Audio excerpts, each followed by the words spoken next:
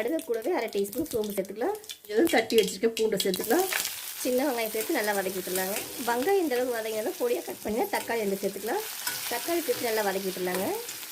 தக்காளி இந்த அளவுக்கு குழஞ்சி வெந்ததும் இதில் மிளகாத்தூள் சேர்த்துக்கலாங்க. 2 டீஸ்பூன் மிளகாத்தூள் சேர்த்துக்கலாம். 1 டீஸ்பூன் சாம்பார் பொடி சேர்த்துக்கலாம். தேவையான அளவுக்கு உப்பு சேர்த்துக்கலாம். பெருங்காய பொடி சேர்த்துக்கலாங்க. நல்லா இது போல் வதக்கினதும் கொஞ்சமாக தண்ணி சேர்த்துக்கலாங்க.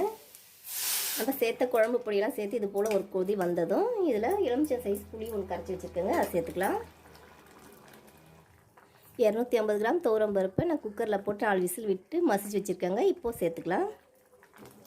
சாம்பார் இது போல் ஒரு கொதி வந்ததும் நம்ம க்ளீன் பண்ணி வச்சுருக்க முருங்கைக்கீரையை சேர்த்துக்கலாம். இது போல் சேர்த்து நல்லா கலந்து விட்டுலாங்க. ஸ்லோ தீயிலேயே தட்டு போட்டு மூடி சாம்பார் 10 நிமிஷம் நல்லா கொதிக்குதுங்க. முருங்கைக்கீரையும் சூப்பராக வெந்துடுச்சு. இப்போ நம்ம அடுப்பு ஆஃப் பண்ணிக்கலாம்.